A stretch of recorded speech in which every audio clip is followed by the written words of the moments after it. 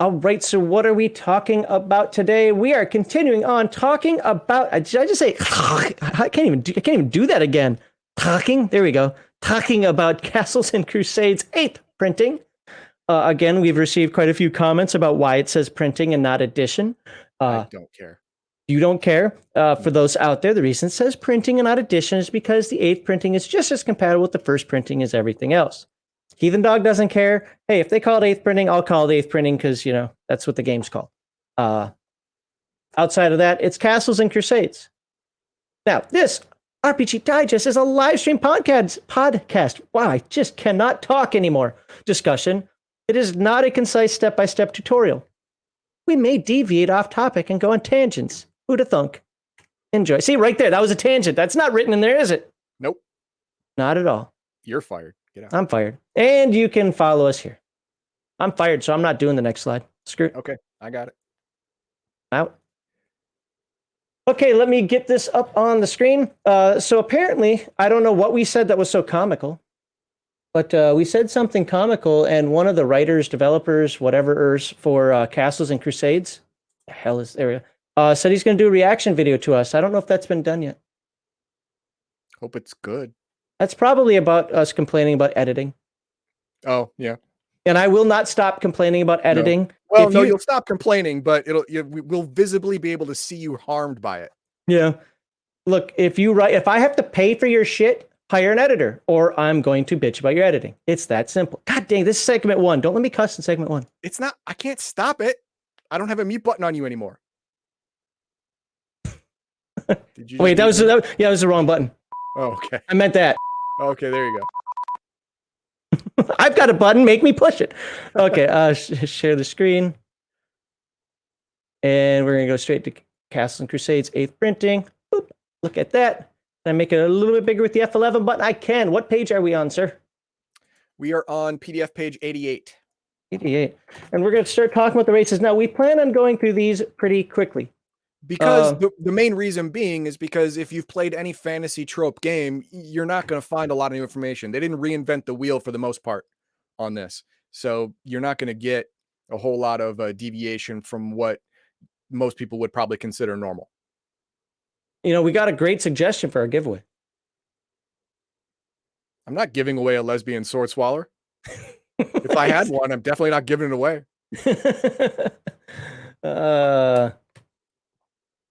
Yep. I mean, I don't know. I only know of 7th and 8th printing. Yeah, and I do know the assassin is different. They put it in its own little place. But it's still compatible with the rules. Yeah, it's still compatible with the rules, but they're trying to move it. I'm pretty sure in 9th printing, the assassin's not going to be there, which is sad because it's my favorite. And that should be good. I think I got most of the other comments up there. If not, we'll come back to them. All right. So, oh my God, let me zoom in on that. Yeah, that's just not readable. We only allow people with Hubble telescopes on their eyeballs. Oh, if you are not a walking microscope, you don't get to read it. There you go. Actually, let me do it. Can I do it this way? There you go. Now you can see everything. Races. I've got to be honest with you and tell you that I did not do my due diligence because I was not feeling well yesterday afternoon at all, and I did not read any of this. Okay, well then I'll go. Oh, did you read it? I skimmed it at least. So you know where the important parts are. Cool. Okay. Yeah. All right. 7 races: human, dwarf, elf, gnome, half-elf, halfling, and our favorite. If it's got the word half in it, I don't like it. It's just that simple. But this is your favorite half, the half orc. Oh, half black guy. Got it. No. What? No. That's what they keep telling me. Hit your button. There you go. Now, that's what Twitter keeps telling me. What the hell? I know. Now, the reason that this book pushes that races are important is for the reason races in games are important. It establishes a character's abilities and weaknesses. You see that? If you choose a race... Wait, bioessentialism? Yes. There are good points. What kind of nonsense game is this? Hey, I'm just saying. There's good side and bad side. Okay? You take the good with the bad, Okay, to be fair, where's the bad side? The bad side to being a half orc is you literally come from a broken home. Like your home is broken during the act of creating you. I've got a shirt for that on the Legion of Myth Redbubble store. Yes, you do. All right. So, and it goes through and it tells you, okay, imagine your character. What does your character look like? What does your character like to do?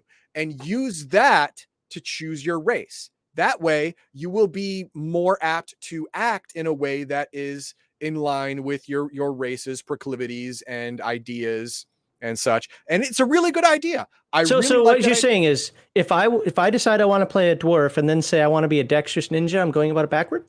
Yeah, you're doing it wrong. You're doing it Oh. wrong. You should flip that around. If It's a you want great to be a game. dexterous ninja, then you would be a human half elf or elf, right? I mean, Oh. there you go. If you wanted to be a money changer who deals in, like, you know, gold dust to ducats or whatever it is, then you might want to be a dwarf because they deal in minerals in the ground and they got cool stuff for that. You are now about to get us notoriety on Twitter for that one because of what they say dwarves are. What are dwarves now? Jews. Really? Yeah. Huh. Even though I've always envisioned them as, you know, like short Vikings, but still, you know. Is that why every dwarf I ever met has a bag of gold around their neck? Son of a bitch. Okay, that's fine. All right, well, we'll move on from the obvious racism of Twitter to languages.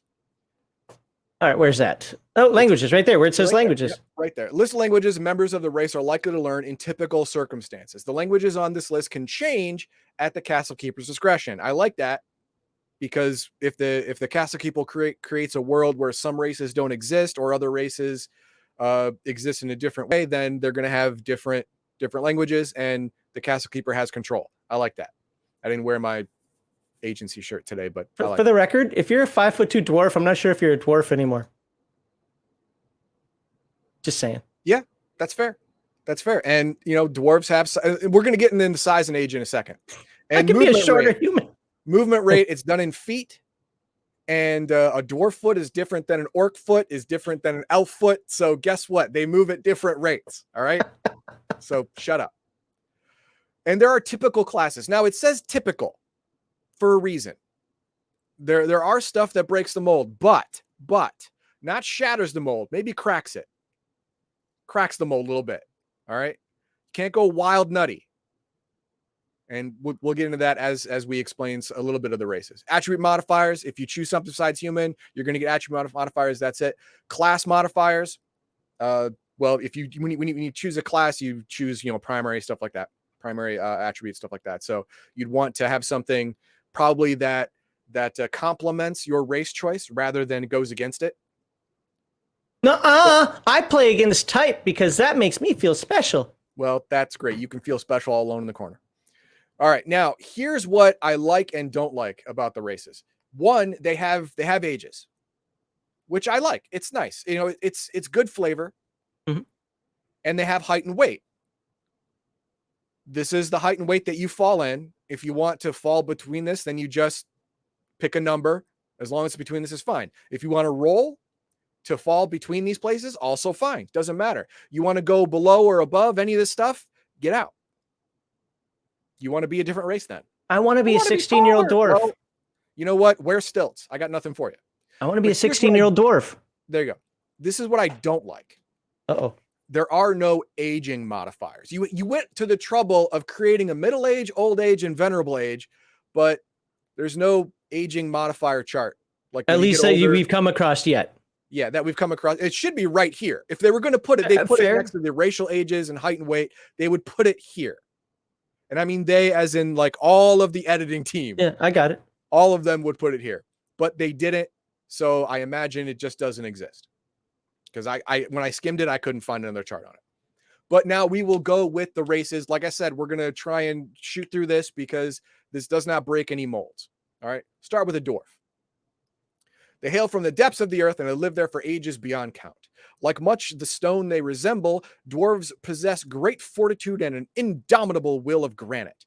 They are proud, loyal, and honorable people, with lives said to be as long as the tunnels as they delve beneath wind-scored mountains. Renowned for their stonework and metal crafting, dwarves expend much of their lives perfecting their skills and mining ever deeper for rare ores and gems. Now, this is the idea of a dwarf. If the idea of your character falls in line with this, choose a dwarf. So wait. I want to be a dwarf. I want to be a smelly bearded guy who likes to chop rock. But I was raised in the trees. No, you weren't. This game sucks. You know what you are if you were raised in the trees? Yes. Tarzan? No, you're an elf. Good job. Oh, gross. Good job. Oh, you could be a half elf. Half elf, half dwarf? There is no half dwarf. No. Oh. Yeah, it's weird. Okay, personality. Uh-oh. Dwarves are bound by codes of honor that obligate them to kin and kingdom. They consider themselves eternally beholden to their parents and immediate kin, for their parents brought them into the world. Likewise, the Dwarven kingdom serves as both guardian and source of succor. So an enormous debt is also owed to the dwarf's kingdom and homeland. So they are very nationalistic, and they're very family tribal oriented. So, aging modifiers, page 13 of the 12. Castle Keeper's Guide in the third printing. Oh, page 12, sorry. But I didn't see it here in the 8th printing of what's supposed to be both of those books put into one. Is it? Or at least the majority. I think there is I think there's a specific Castle Keeper guide also. I know there's a lot of stuff in this book that was in the 7th printing Castle Keeper's Guide. Whenever I get my, whenever those Chinese ships start coming in and I get my freaking books, then we'll know. And we'll know. All right, so we'll move on. Racial affinities. Dwarves associate with many demi-human and humanoids, though the relations are poor with almost all of them. Now, there you go. That's how you write a dwarf. Yep. They are very Schloish. Hey. Oh, we're back to the Jewish thing. I'm German. Excuse me. Well, not anymore, Shlomo. All right. Dwarves work well with halflings in business matters, but tend to limit interactions to commercial relationships. Human cultures and society vary widely, so dwarven relations to humans is varies widely well, because humans aren't beholden to a certain kind of stance or a certain kind of culture. It's very regional. So dwarves of one region will get along with certain other, dwarves will get along with certain region of humans, but not another region of humans, because they have different values. Let's also be fair. Humans in general, this is one of the traits in fantasy writing that is the strength of the humans, is our diversity and our ability to say, elves think this way, they're weirdos. Dwarves think that way, they're weirdos. They can't see each other. They're cats and dogs talking, but we're the human masters in between them. That's right. I said it. And we can get the cat and dog to like each other, or at least work together. Or work together. Yeah, exactly. Yeah. It's the whole idea of Star Trek Federation technically. The humans are the glue, because they can see from multiple points of view, the plurality of thought. And that is the stereotype trope of humans across pretty much all fantasy. Yeah. Okay. Environment. Guess what? You live in the ground. I want to live in a tree. You want to be an elf. I want to live in a grotto. You want to be a half elf. There you go. That's how it works. Shut up. All right. Racial traits and abilities. Animosity toward elves. The disparate personalities of dwarves and elves have resulted in eons of misunderstandings, squabbles, and even wars between the two races. Dwarves consider elves to be disloyal and untrustworthy partners in war or trade. As a result, dwarves suffer a -2 penalty to charisma checks when dealing with elves to whom they are not closely associated. That last sentence has an important beginning and an even more important end. The important beginning is, to any elf that you don't know very well, you are a -2 to interact with this elf because you think elves suck. But to elves, say, I don't know, in your party, that minus doesn't count. And it doesn't tell you how you have to inter-party fighting, idiots. Right. But it can still allow for, when adults know how to give each other good-natured ribbing. Look at Legolas and Gimli. Yeah, that's exactly fine. That's fine. But this is an out for the Castle Keeper, saying no, inter-party fighting is not going to happen just because you're an elf and you're a dwarf. It's right here. You have a close association. All right, deep vision. Now, I remember having a lot of trouble with all the different visions in the last printing, because they were all the same, just had a different name. Like literally, functionally exactly the same, just they decided to name it differently. Did you follow our Discord thing? I actually talked about this on Friday on the Friday Chill stream, where I was like, I don't care what you call it. I don't care. You can call it infravision, deep vision, gnome vision, butt vision, starlight vision. I don't care. If it says I can see 120 feet when the shit's dark, that's, God dang, stop cussing. When it says I can see 120 feet, then that's all it means to me. When the darkness spell is thrown out there, it says all vision is affected by it. Therefore, I don't care if you've got infravision. What's this one called? Deep vision, gnome vision, dark light vision, ultra vision. I don't care. It has You're vision blinded. in it. Yeah, you're blinded by it. So Yeah, it's that simple. So you can use whatever name you want. I don't care. I do, if I remember correctly, somebody can actually go back and look at the 7th printing stuff. I think I was okay with it, and I actually kind of liked it because it gave each race its own little flavor. I just don't care when it has a separate game mechanic, unless it specifically says not affected by darkness spells or something like that. It's all the same thing to me. I'm not going to treat it differently. I'm not going to say, well, you see blobs and you see this, so you have to have candlelight. Well, you have to have candlelight, but you can see in pure darkness. Well, you have to have at least a full moon. That gets too minutia for me. I'm not doing it. Yeah, well, this one is just darkness because the deepest, darkest tunnels, guess what? They have no light and they can see fine 120 feet. So there you go. They have the ability to determine depth and direction when underground. That's because they live there all the time. And they have an enmity towards goblins and orcs, +1 bonus to hit. And the dwarves suffer a -4 to charisma checks when interacting with half-orcs, goblins, and orcs. No one likes half-orcs. There's a reason why. Defensive expertise. Against giants and ogres, they get a +4 bonus to armor class. Cool for them. Resistant to arcane magic. Not holy magic or clerical magic, arcane magic. They receive a +3 bonus to all saving throws against arcane spells and spell-like effects. Resistance to fear, +2 to saving throws. Okay, now that's not because of resistance to magic. That's just because they're too stupid to be afraid. They're not afraid. Yeah, they literally live in the dark. They're not afraid. All right, come on. Resistance to poison. That's their great constitution. They get a +2 bonus to all saving throws versus poison. Stonecraft. They get a racial ability, which is stonecraft, because they spend their entire lives digging through stone, digging through dirt, looking for ore. Every single dwarf does this. All of them, no exception. No exceptions. Every single. It's kind of like in whatever culture you grew up in, there is something that all parents teach their children. No matter if you like it or not, you have to be able to do it. This is that. All right. Even if they don't do it anymore, the dwarf knows how. So let it go. Languages that they commonly use, common, duh, dwarven, gnome, goblinoid, halfling, elven, orcish, giant troll. Now, some of these I would not allow. Like elven, yes, I would allow it. I want a reason, but yeah. orcish and giant and troll, I'd be like, you literally hate these bastards. Why would you even want to talk to them? Why would you waste precious time learning how to converse with them? If you only know swear words in their language, I'll accept it. I will accept it. But that's all the Korean I know. I probably wouldn't do. Oh, there you go. Typical classes. Again, this is typical. These synergize with the race: fighter, rogue, barbarian, cleric, and bard. Now, can I edit this? What's that? I can't edit it. Damn it. You can't edit it. Now, the reason you don't see a mage in there is because since they are resistant to arcane magic, they don't tend to use it. Clerical magic's a different story. Attribute modifiers: +1 constitution, -1 dex. I want to be a dwarf ninja. Get out of here.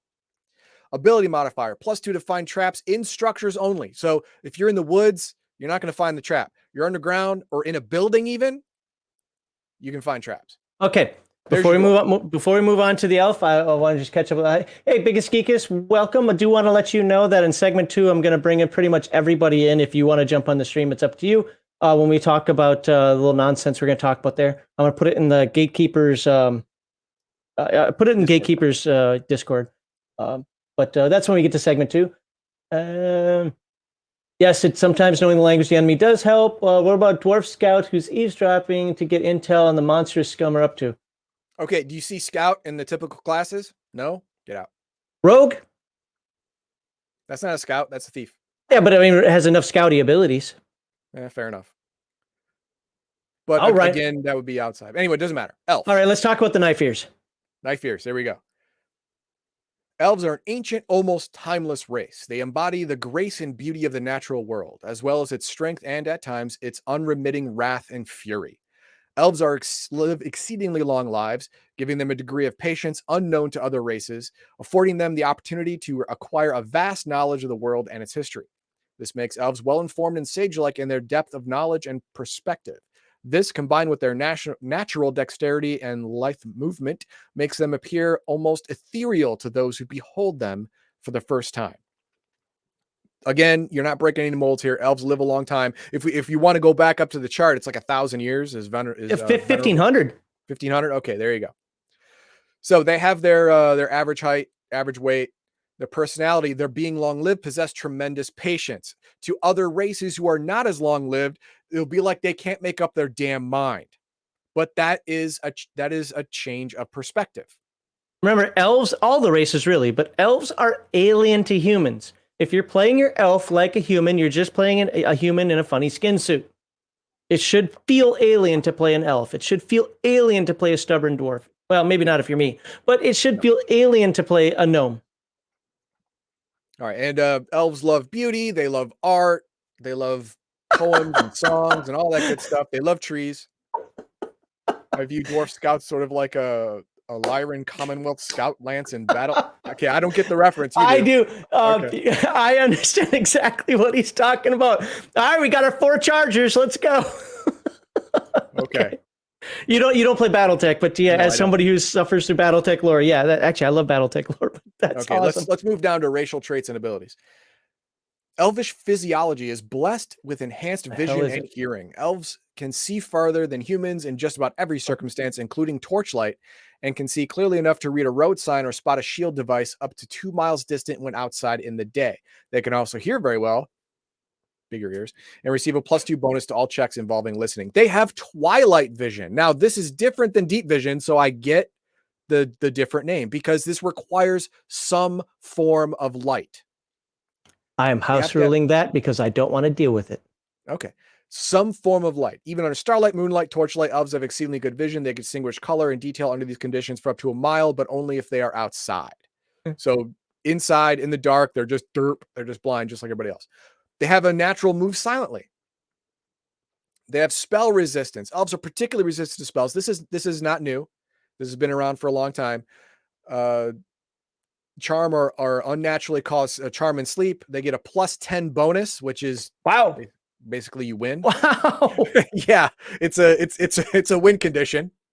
Elf spell resistance allows saving throw against sleep, even though sleep normally does not have a saving throw. So there you go. Spot hidden doors using wisdom. Elvish vision and keen senses allow them to spot hidden doors within 5 feet of a secret hidden door. They are entitled to a wisdom check. This is automatic. This is subconsciously sensing. I don't like this ability. I'll tell you why when you're done. No, I understand why you wouldn't like it. This is a subconscious thing, and the game master has to roll whenever they come within 5 feet of a hidden door. No, that isn't why I don't like it. This causes the players to get all paranoid and looking for stuff, even if you didn't like. That's fun. Why'd you just roll? No reason. No. The reason I don't like it. Look around. Can I see your character sheet? It's my favorite thing to do after that. No, the reason I don't like it is because this should not be indoors. This should only be outdoors. This should only be in the wilderness to find secret things through caves or to find a path through a briar patch or whatever, a hedgerow, World War II hedgerow type thing. This should not be well underground. That's the domain of the dwarf, not the domain of the elf. That's why I don't like it. I would want this limited. I get it. And I would want it limited because they don't have to consciously do it. It's an unconscious check. It literally says that they roll as if they were actively looking for it. I would probably roll once, not for floor, but per area where the party stops, and just give it a radius or something. Not roll every 10 feet. I know it says 5 feet, but I don't have time for that. Okay. Weapon training. Here's a special one. Elves are taught the ways of combat at a young age, and their long lives allow them to become skilled in weapons favored by their society. Elves begin play with a +1 bonus to hit with one of the following weapons: composite longbow, composite shortbow, longbow, shortbow, longsword, or shortsword. Now, again, this is not new. Nope. The list of choices is more broad than in other games, but usually it's a bow or a longsword is where they get a +1. Mm-hmm. Languages, all of the except for Orc, all of the PC languages. Movement 30 feet. Typical classes: fighter, ranger, rogue, wizard, druid, knight, bard. No cleric, as you can see. Druid, because they live in the woods. They live in nature. A druid would be a better fit for their race. -1 dex, +1 con. Exact opposite of the dwarf. Yep. Wow, kind of weird how they don't I know, exactly right? like each other. And all right, let's hit some of this chat real quickly. So he says, I'd prefer a subrace of dwarf that's more focused and less talking. But you know what's great is your game, your rules. So you could just make your own. You can even use the map that comes with the game if one comes with it, and just say my dwarves are different. So as far as a core race in a core book goes, I like what Castles and Crusades did. This is why I don't like D&D 5th edition with 9,006 different sub races that game masters feel compelled to use. No, Players feel compelled to compel. Right, and game masters feel compelled to cater to the players. But if you make the world with this less Tolkien or dwarf, I don't have a problem with that. That's your world. I would not want that in a core rulebook, though. No. And now we move on to gnomes. Yes! Gnomes are often mistaken for an offshoot species of dwarves or halflings. This is not true. In fact, gnomes have more in common with elves and the fae, for they are closely bonded in nature and its essence as much as elves are. Even the most renowned sages can only say that gnomes emerged long ago from primordial forests and from under the deep roots of massive trees. Small even by dwarven standards, gnomes have the potential to be powerful friends and deadly foes despite their size. Although partial to forests and mountains, gnomes can be found living in other remote locations as well. Afflicted with wanderlust, I hate that. Many gnomes are world travelers and enjoy visiting strange foreign lands in search of new information about the world in which they live. Now, no, before it even goes on here, what class do we associate gnomes with typically? It was pretty much the compelled class of D&D. The thief. Illusionist Or thief. Yeah. I would go with another one, yeah. Can they be thieves in AD&D? I can't remember. Maybe. Okay, they're super small, averaging 3'6", which is... I want to finish my point here. Okay, good. Do you remember how I wrote how I talked about the Earth Dawn illusionist? How the Earth Dawn illusionist has to explore the world to see it, to really understand the nuances of the illusion. That's why I can see this wanderlust. Thanks, Earth Dawn. Drink. It's like it makes sense to me because in order to really put those illusions out there, you have to understand those nuances, and the only way to do it is to experience it. So I don't see it as Kender wanderlust, like, oh, what's over the hill? La, la, la. No, I see it as I should study this, and I can learn more and broaden my horizons. Okay, I can get with that. Personality. Considered pranksters or mischief makers in many circles, gnomes are generally more concerned with relaxation and mirth than with most other matters. The gnome is occasionally serious, although this demeanor is normally reserved for times of war and great stress. Even in these grave situations, gnomes remain light of heart compared to other races. Keenly intelligent, curious, and observant, gnomes involve themselves in all manner of travels and experiments to fulfill an unremitting curiosity. Never mind, they're Kender. Yeah, basically, yeah. I mean, the only thing they don't do is steal all the time for no freaking reason at all, and cause party. Find. Yeah, racial affinities. Preferring a simple and static world, gnomes are friendly with most of the benign peoples with whom they come into contact. Gnomes, however, have contentious relations with those who are destructive and aggressive, so they really hate goblins and kobolds. Gnomes consider elves to be distant and elitist cousins. They find dwarves marginally acceptable, but wish they quit digging so many holes because they think the earth's going to collapse on them. As for halflings and humans, gnomes consider one just a shorter, more polite, and better fed version of the other. They typically relate with both very well. Gnomes are the, go along, get along type folk, right? I mean, unless you are completely opposite to their way of life, they're fine. Whatever. They're not going to rub you the wrong way. You're not going to rub them the wrong way. It's going to be fine. Mark Hockman asks, what's on their arms? I don't know.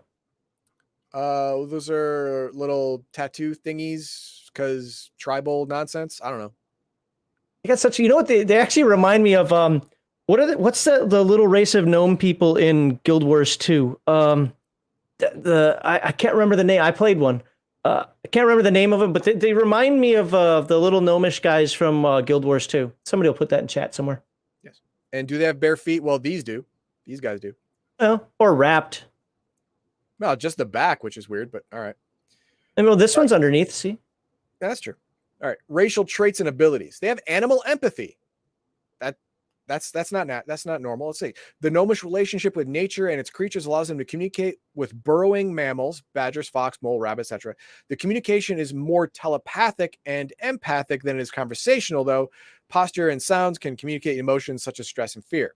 The information communicated must be relatively simple, taking place on the animal's level of understanding and comprehension, not the gnomes. So they can't really read an animal's mind. An animal can convey feelings it's having at the time, or maybe so much as pictures I would allow, but Is Timmy stuck in the well? yeah, basically that. Yeah. Combat expertise against kobolds and goblins. Gnomes have battled goblins and kobolds in the forests and mountains since the dawn of their race. Because of it, they get a +1 bonus to hit kobolds and goblins using handheld weapons in melee combat. Using missile weapons doesn't help. Dark vision. Dark vision produces images that are shades of gray, but it is otherwise like normal sight. This is up to 60 feet. Okay. Different in length of effectiveness, but Same other thing. than that, same as deep vision.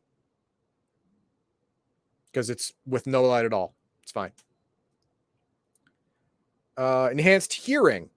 The gnomes have keen ears, like those of a fox. They get a +3 bonus to all listening checks. Cool. Spells. They have innate spell ability. Cast the following spells once per day as a first level caster. This doesn't get better. This is what you get. At 20th level, these will be first level. Just get that in your mind right now. Dancing Lice, Ghost Sound, and Prestidigitation. These are not awesome spells. You're not like, oh, my attack spell is not going to get better. None of these are like that. So calm down. These are more for effect, really, or for very, very judicious use before, after, during combat. Maybe they'll be effective, but it's really up to how creative the gnome is. Mm-hmm. Common languages. Common, dwarf, elf, gnome, goblin, and kobold. Again, goblin and kobold are enemy races. But it makes sense. Yeah, if you learn the swear words. Movement 20 feet, because they small. Well, dwarves were 20 feet also. No, they were 30. Thought they were 30.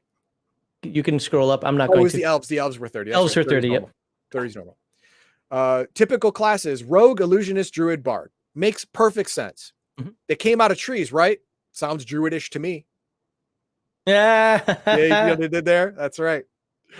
And rogue and illusionist, just what Max was saying earlier. They're seekers of knowledge and truth, and a rogue and illusionist would fit that. And the bard, well, they are very jolly. They break into song on their own. Might as well get some use out of it, right? There you go. Okay, yeah. +1 intelligence, -1 strength. Okay, let's stop there for a second. Okay. I like that. One of the things that I don't like about gnomes and AD&D is the +1 intelligence, -1 wisdom. So you're playing like the idiot savant, the guy who's got his face stuck in the book as he's walking across the highway, the cartoon character with all the cars zipping around him because he's absent-minded. I hate that type of gnome. I really, really, really, and again, you can check the 7th printing to see if I said the same thing. I hope I did, but I really, really like the gnome for Castles and Crusades. Okay. And we have a biggest geek says only -1 strength. Well, the reason being, all of the races have a +1, -1. Yeah. Besides human, they all have +1. They want to stick with the +1, -1. It may make more sense to be a -2 strength Or 7. Or 7, whatever. But they didn't want to unbalance it with itself, let alone with the other races. So it's always +1, -1, which is fine. Hey, dynamite comes in small packages, There you go. And now we're at half elf, which means it is time for the. Are you going to do it, or do you want me to? You're going to do it. Boom. Don't forget that we have a 3,000 subscriber giveaway. These currently are the 4 games we're giving away. We have 2 30th anniversary Rifts. 30th anniversary edition Rifts hardcovers. There we go. We have a Worlds Without Number hardcover and the ever so wonderfully and carefully wrapped, inside hermetically sealed bubble wrap. I'm sure that's a thing.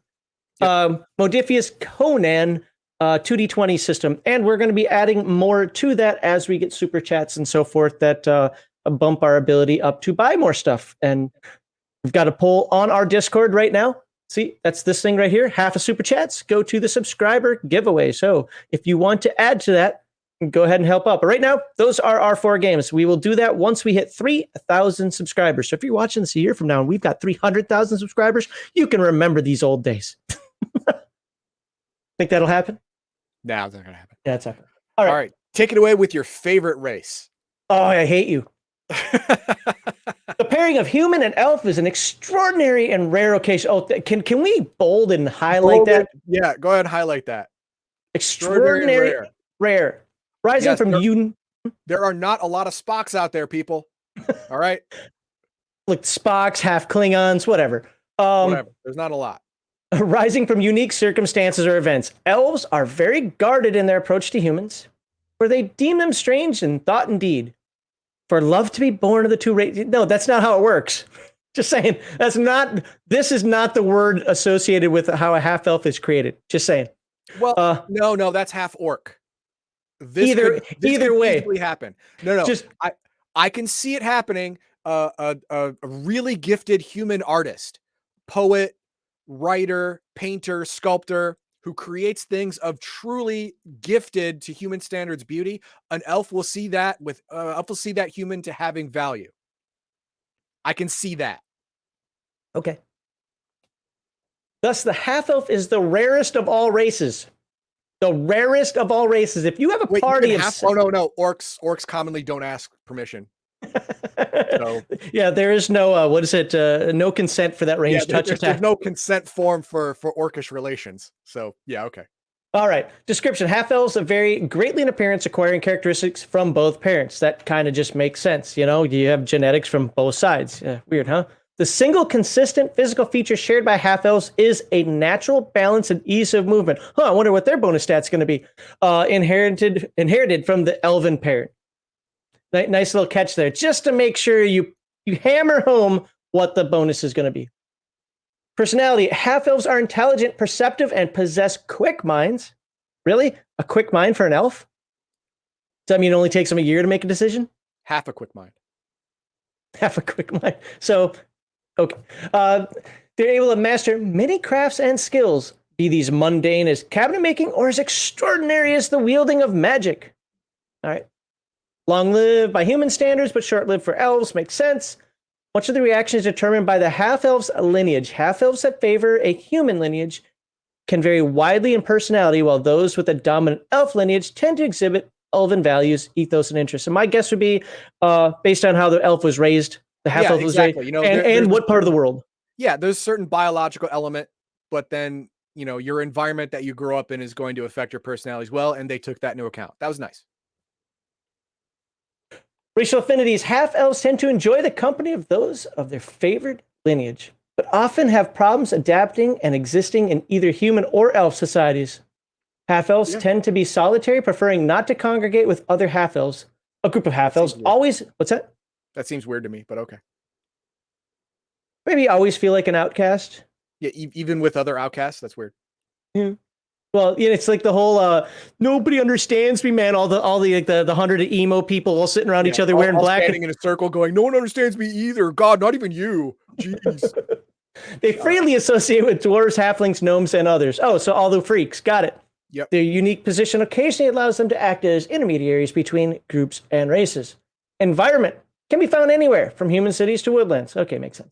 All right, let's check the racial traits out. This is what nobody cares about the background fluff, right? This one's a new one though. The empathy one is not the normal tropish thing. All right, well, let's read it then. A half-elf's uncanny ability to empathize with others is reflected in a +2 bonus to all charisma checks. This ability can be combined with attribute check modification. So if you already have a high charisma, everyone's probably going to like you. Yeah. You're going to be able to get along. Yeah, I like that. I mean, it kind of flies in the face of this moodiness up here, doesn't it? Well, hang on. I think this is a genetic trait that is special when you get two different breeds together and create an offspring. Now it happens with with the whole mule, donkey, horse thing, where the offspring of these two different species are can carry a lot more than either one. And actually, there's lore for Spock. He has better hearing than other Vulcans because of the mixture of his human and Vulcan genetics gave him better hearing. This one, the mixture of the human breadth of what do you want to call it? Understanding, or the malleability of the human mind and the elvish intellect and picking up on subtle cues came together to create the ability for half-elves to innately understand what people are feeling, how they're going to move, how they're going to react, and it culminates in this kind of empathy. I like it. You've been hanging out with Mar Hockman too much. It's flavor. So move silently, dexterity. This ability allows silent movement in wilderness areas. Half-elves can move up to 1/2 of the normal speed at no penalty. At more than 1/2 and up to the character's full speed, suffers a -5 to the check. Any faster movement is practically impossible. So that's pretty good. Spot hidden doors wisdom. This ability allows half-elves to spot. This is the same thing as before, right? Is it within 5 feet? Yep, there you go. Yep. Half-elves with. Do they have to look for it though? Hang on. I'm sorry, I wasn't clear about this. This empathy, I skipped right to the empathy thing. These are half-elves.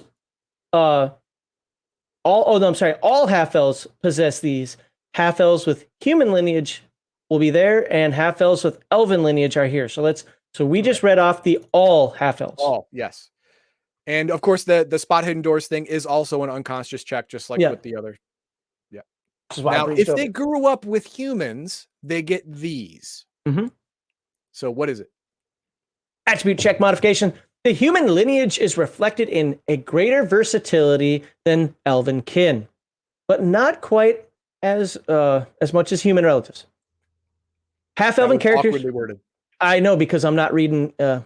I know. No, I meant on the page. You tried to dance around it, but it didn't fix it. Half-elven characters are allowed to choose one secondary attribute for which they gain +2 bonus to all attribute. Okay, so is that another one on top of what they already get? I think so. It's not considered primary like it is for humans, but they get a +2 to a chosen secondary attribute when making checks on it. Okay. Yeah. No, I kind of like that because it's not overpowering, but it is something, right? It adds some of the human versatility in it. Exactly. Yes. Yeah. Okay. I'm good with that.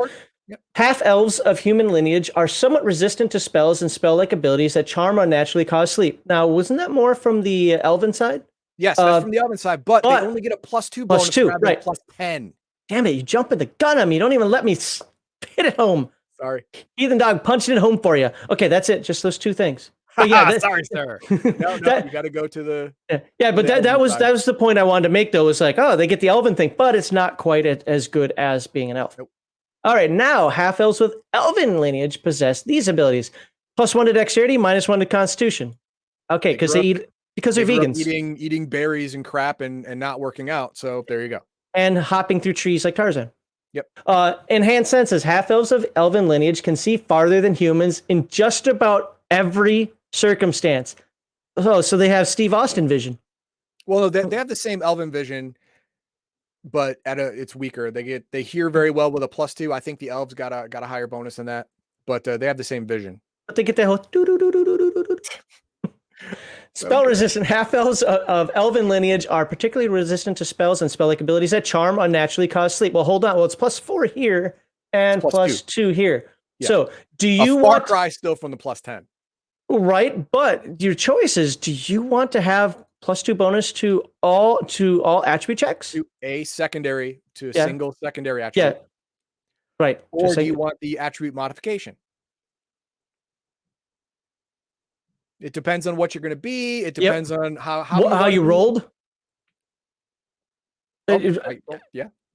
Okay.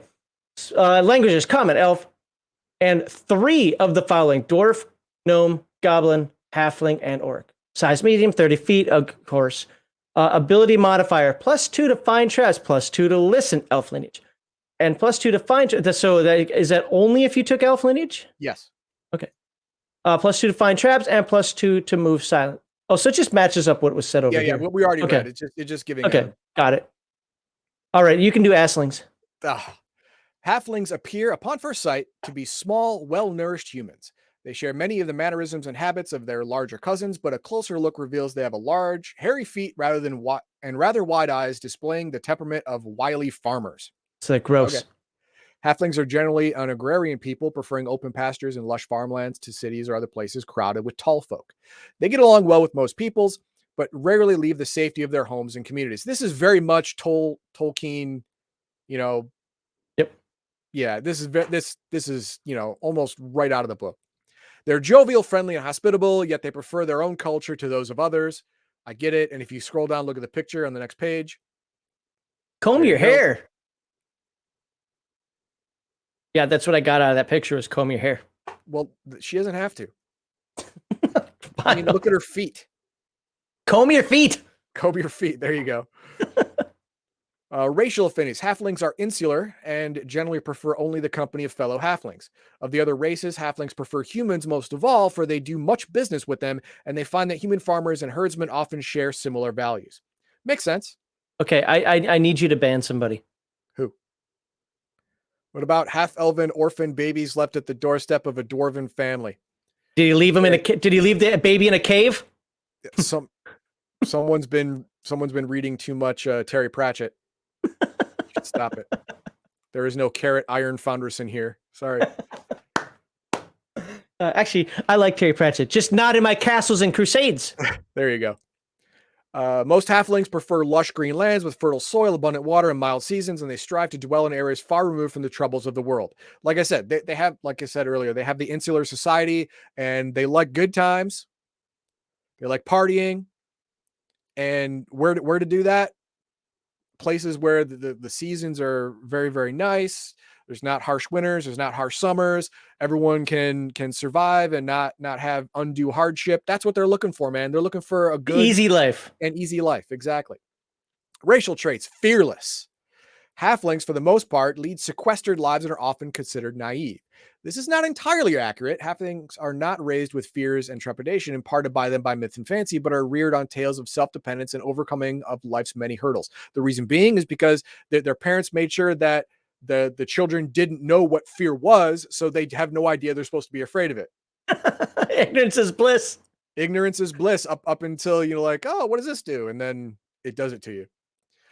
This trait imparts a +2 bonus to all saving throws against fear. Not immunity, mind you. This isn't Kenderhood here, okay? It's not immunity to fear.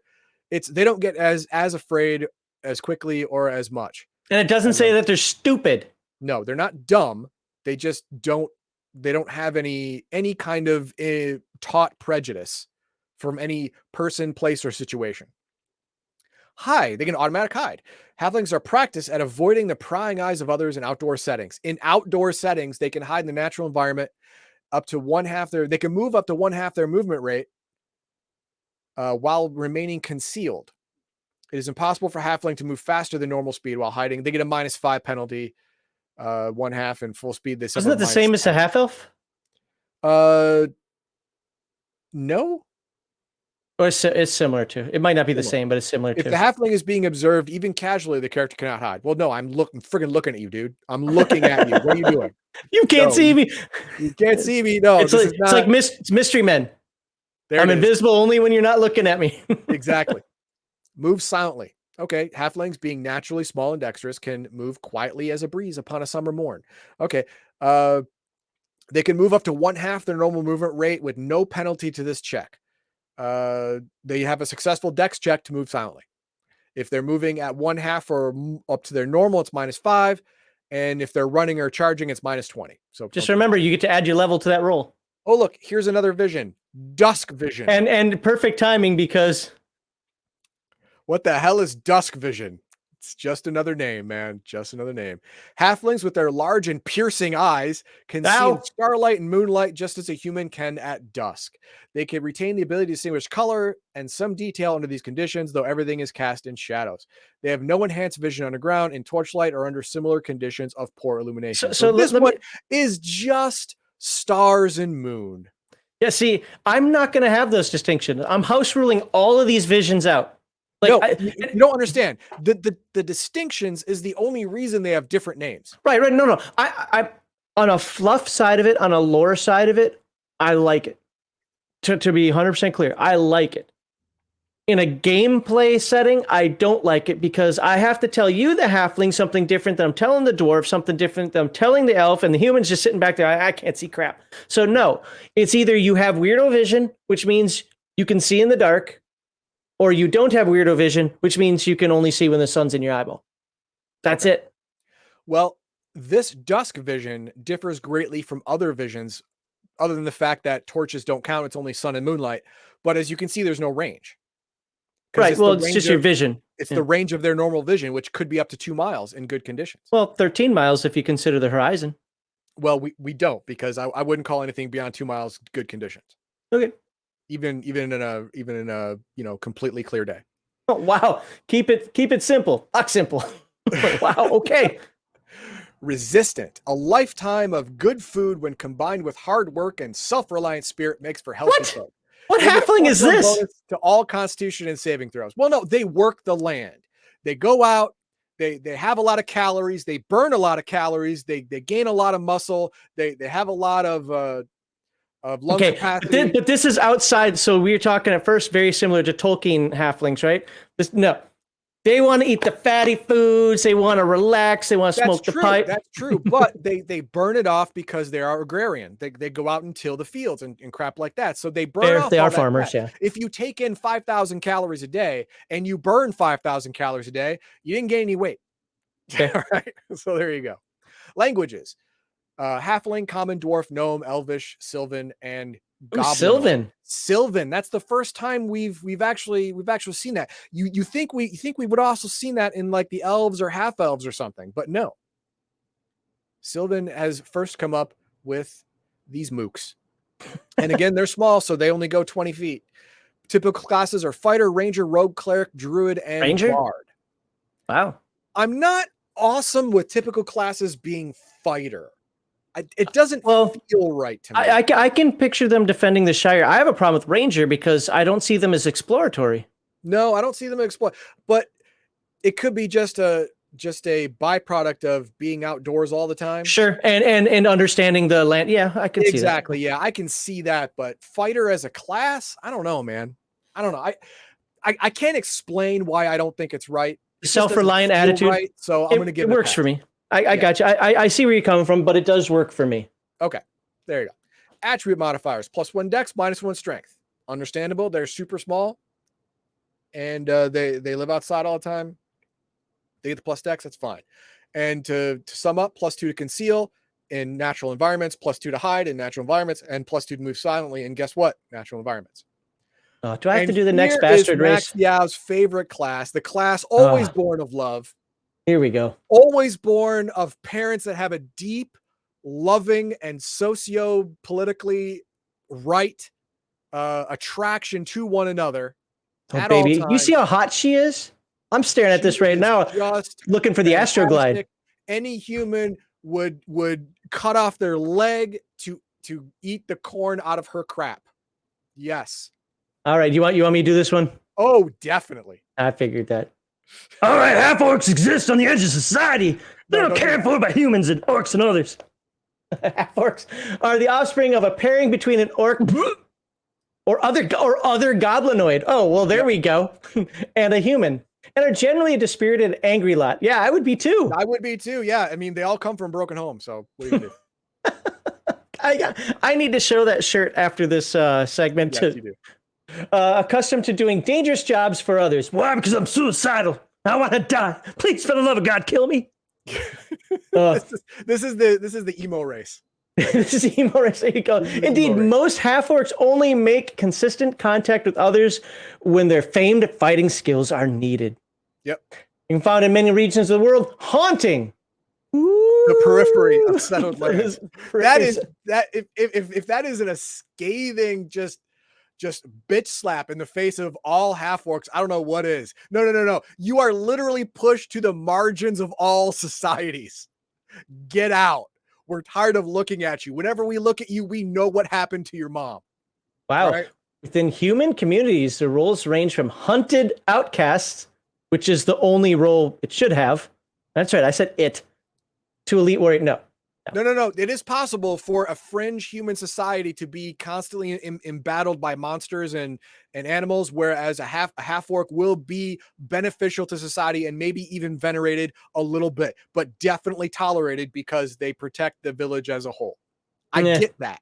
But in a society that has its own police force and army, no, get them out.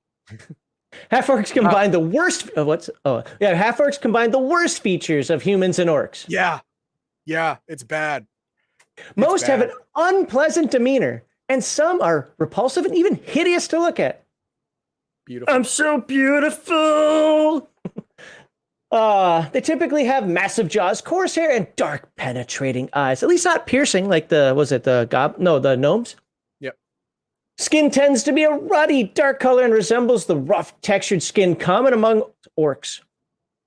Physiologically, however, half-orcs combine the best features of both their parent races. Half-orcs mirror humans in height or stand even taller. They're naturally muscular and agile, and do not suffer from light sensitivity as orcs do. Well, there's a convenient trait.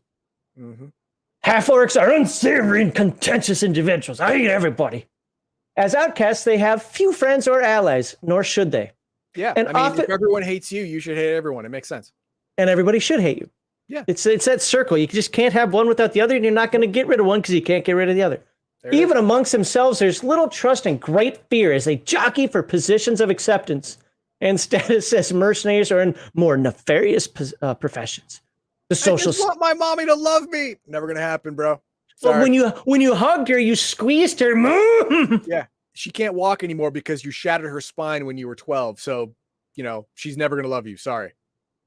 Militant aggressiveness, blah, blah, blah. As outcasts, half-orcs find themselves in constant search for like-minded individuals. Yeah, so like-minded assholes. Got it. And others whom they can place their trust and faith.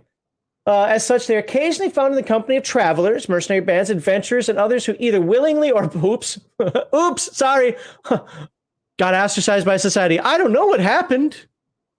Okay. Friendly relations with half-elves are uncannily not uncommon, for the two share angst. Yep. All right. Half-orcs are unswervingly loyal to those they trust, so they're puppy dogs. Yeah. Once you get their trust, once you collar them, they'll lay down in traffic for you. But getting that trust is hard. And why would you want it? It's a freaking half-orc. Right? Half-orcs typically care for themselves and themselves alone, avoiding even their own kind. No race finds them likable, not even themselves, and they return the favor. Why am I still reading? This is worse than the assassin. Why would you want to play this class? Because I play against No. I want to play on hard mode. Everyone else is playing on normal difficulty, but you know what? Rather than flagellate myself, I'll play a half-orc. Here's why. Name a dungeon or a castle keeper that's going to do that. Flagellate themselves? Or No. It's in the book, so you're fine playing an orc. Somebody might look at you askance, but nobody's going to actually be racist. No, you'd be shutting the doors. I ain't serving your kind here. We don't serve their kind here. Yeah. No, that's the way it should be. But I don't know of game masters that do that. Actually, you, myself, Al, and Kirk, who you don't know, are the only game masters I can think of off the top of my head that I've played with that actually utilize those racial tropes. As they're written. Environment. Half-orcs are found in most climes. They have no preference for any one environment. Or they keep themselves warm through hate, so it's okay. Yeah, it's fine. They radiate hate like heat. Oh, they have dark vision. Oh, they share something in common with the dwarfs. 60 feet. Only 60 feet, though. The dwarves are 100 and 120. I bet you the dwarves love that. Now we know that half-orcs are actually offshoots of dwarves. Yep. Spread that around. You will find one of the only dwarf assassins coming to your door. Oh, wait. No, you won't find them. Yeah, fair. And there. Enhanced sense of smell because they're used to digging through the trash for the edible food. Right. This ability allows half-orcs to detect the presence, but not the specific location of their human food. Of creatures within 30 feet or... See, I was right. Of creatures within 30 feet or within 60 feet if the other creature is upwind. Strong scents such as smoke or rotting garbage can be detected. I was spot on. Good call. They're jumping to the dumpster jumping, man. Okay, overpowering scents such as skunk musk can be detected at 3 times these ranges. Why? I think I can detect skunk pretty far. farther than 180 feet. Pretty far. I've been in my car. Yeah. Anyway. All right. Martial prowess. Half-orcs come from very violent societies in which fights and contests of strength are common and necessary for survival. This has inured them. You were born out of violent conflict, man. Yeah. Yes. You're a pro wrestler that actually is wrestling for real. Yes. This has inured them to great amounts of pain and given most... Wow, I can't read. This has inured them to great amounts of pain and given most a great capacity to fend off blows and fight unarmed. As such, half-orcs receive a +1 to their armor class whenever they are not wearing armor of any type. That's usually not a good thing. Armor usually gives you more than you lose. By the way, I'm used to bitching a lot. And while you've read most of these races so far, I'm just going to tell you that as I've been reading through these races, I haven't spotted too many, or I don't think anything that's popped out at me to make me rage in terms of like bad editing or pronoun use. No. Because I think I saw one thing earlier underneath the elves, but other than that.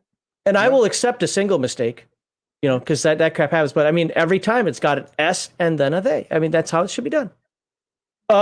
Watch me now find the. Yeah. Okay, this bonus adds to the unarmored. I'm sorry. This bonus adds to the unarmored armor class of half-orc monks. Oh, monks.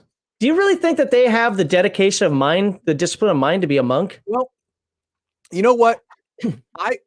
If I was raped by an orc and I gave birth to a half orc, I would send it to a monastery too. Max has illiteracy at +11. Wow. Yes, I do. Okay. Look, I don't have to be able to read in order to be able to write. Half-orcs possess a resistance to disease passed down from their goblinoid parents. +2 bonus. Yeah, but I mean, still, it's helpful. You're not going to make them sick. I mean, but if you think about it, Constitution, let me guess, they get, plus, so on top of that, they have a Constitution. That just makes sense. When you live in a rough and tumble society, you're going to just be physically more able to stave off. You have to. You're going to have to be. It's a survival trait, yeah. Exactly. You wouldn't have grown to the point where you're old enough to be a PC if you didn't have the +1 con and +1 strength. And again, it is even. It's +2, -2. It's even. Yep. And +2 to track. So yeah, and makes sense. Languages. It's funny they don't have any other languages on there. Yep. Common, goblin, orc. The elves are like, no, we're not teaching this. No, we're not teaching a half orc this beautiful language. That coming out of their mouth, it's like sewage. All right. And you can do your favorite race. Okay. Humans are the most diverse of the races. All right, we're done. Let's go to the next one. Their strength and power derives from their adaptability to different environments, cultures, and societies. Where the other races are tied to the world around them in one manner or another, humans alone have no innate affinity for the world beyond that of a master craftsman to their tools and creations. Think of it this way. If a human society grows up in the woods, they understand elves. If human society grows up in caves, they understand dwarves. If human society grows up in the fields, being farmers, they understand halflings. I think this comment below is important. Or gnomes. Half-orc monk monasteries like a leper colony. Yeah. So they are psychologically adaptable.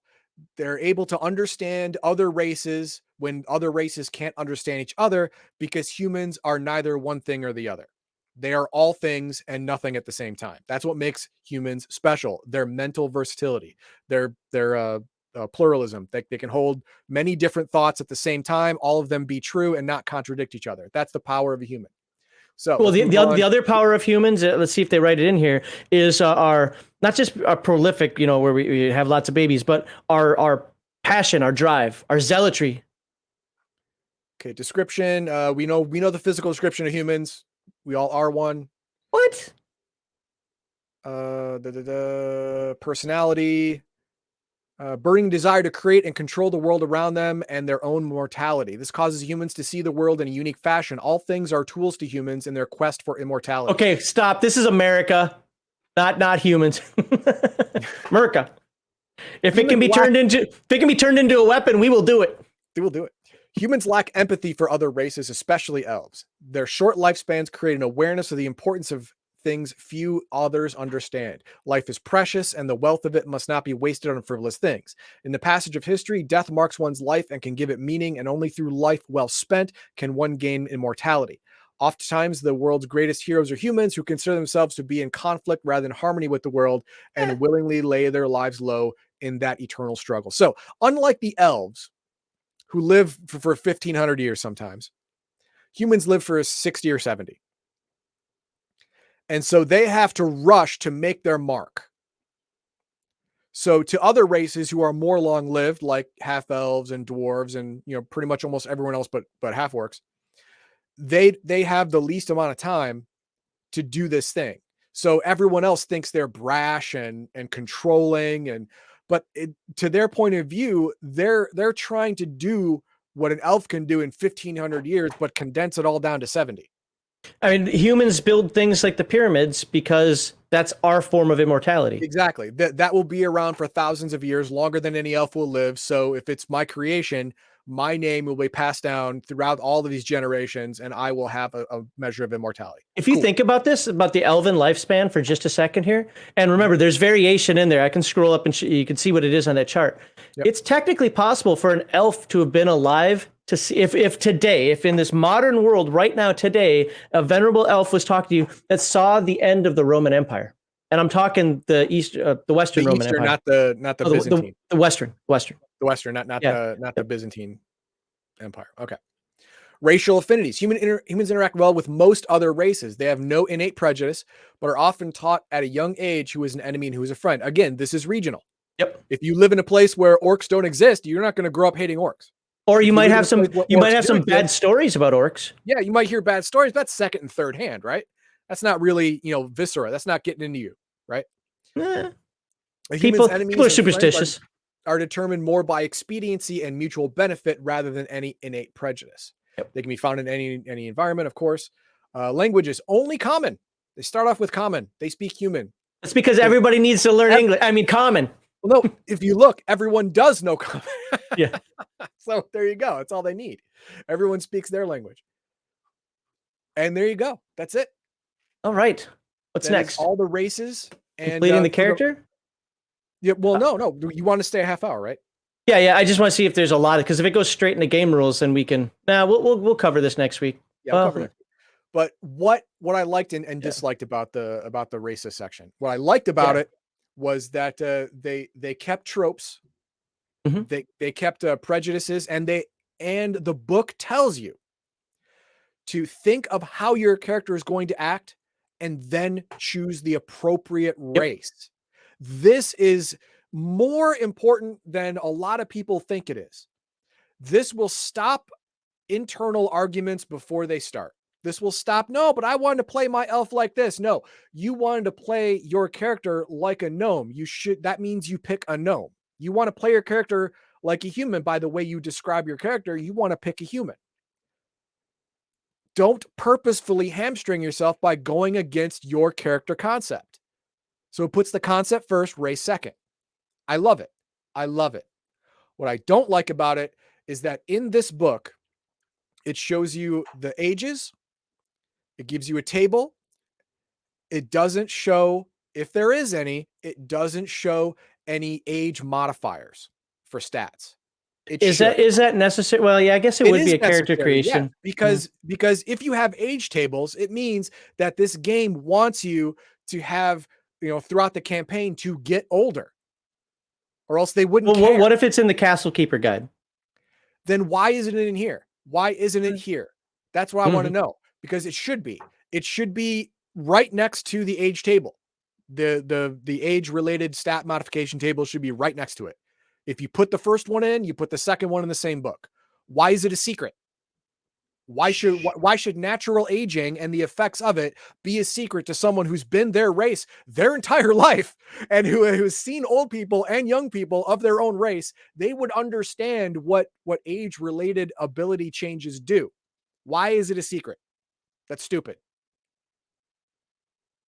That's all my thing. I so far of 8th printing, this has been my favorite one to go through. Now it might be because I didn't read a lot of it, and maybe I missed some blatant things that would actually trigger me. But no, I like the way the races were written. I like I like the way I like the way, see that actually knocked out his, I like the way that they kept a lot of the tropes that we're used to, but still put a spin on. I think the gnome is a perfect example of that. The halfling as well. So absolutely, this is the way you write races in a game. Every other OSR-ish type game should utilize this. And even if you play D&D, I like the way that this is written. Especially the half-orc. The half-orc was written really well. It really threaded the needle between you don't really want to play this race, right? Or no, it's got some good points. It's right in between, right down the middle. Like it could really go either way. Prejudice is real. You know why? because your mom always looks at you with anger. And before we go into this is just for everybody. This is the half orc shirt. Let's see if I can make that bigger. There you go. You can get that on the Legion of Myth Redbubble store. The link is below. And it doesn't have to be a shirt. You can get on a hat. You can get on all types of stuff. Cups. So I guess that's just the way Redbubble works. Oh, okay. So apparently, maybe it is all shirts right there. Well, anyway, yeah, it can be on other things as well. I just, how do I do that? Of course, then there's also, sorry, but the only good, this is from somebody mentioned this the other day. The only good goblin is a dead goblin. See, I have that shirt as well. Yep.